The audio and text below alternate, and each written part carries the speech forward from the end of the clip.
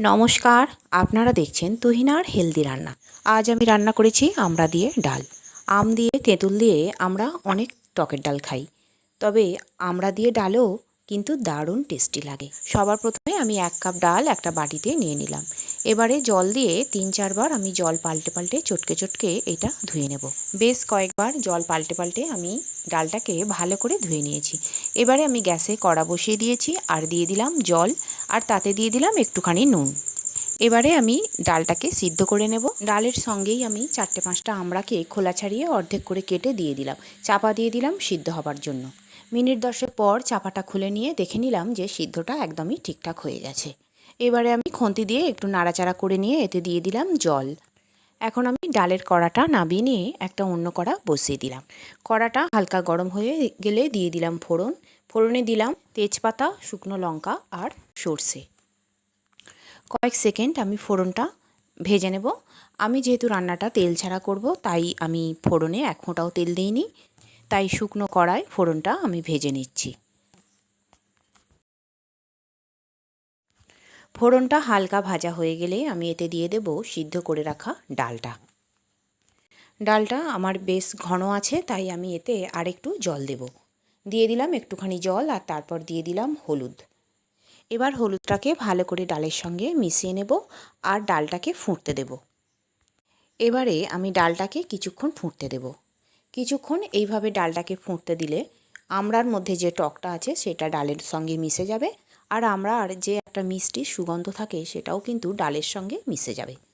আম দিয়ে টকের ডাল করলে যেমন সুন্দর খেতে হয়, তেমনি আমড়া দিয়ে টকের ডালও একটু অন্য ধরনের দারুণ টেস্টি খেতে লাগে।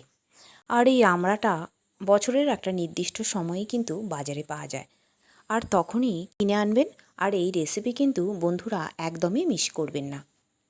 যেহেতু এটা টকের ডাল, তাই এতে একটু মিষ্টি দিতেই হবে, আর মিষ্টি দিলে এই ডালের টেস্ট অনেক গুণ বেড়ে যাবে।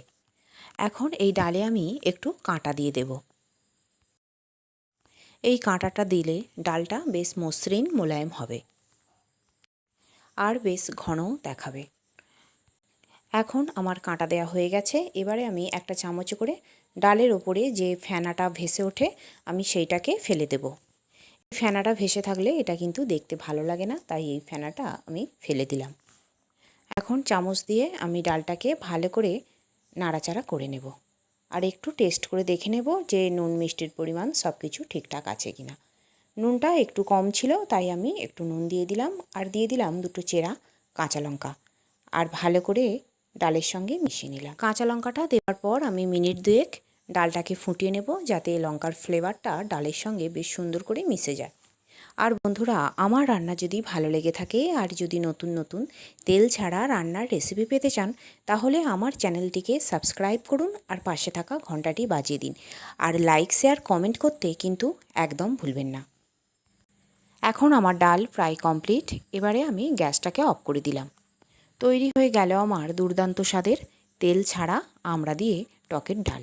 আর বন্ধুরা, বাড়িতে ঠিক এইভাবে আমারই মতো আমড়া দিয়ে ডাল রান্না করুন, দেখুন যে গরম ভাতের সঙ্গে একদমই জমে যাবে। এখন আমি একটা বাটিতে ডালটাকে ঢেলে রাখলাম।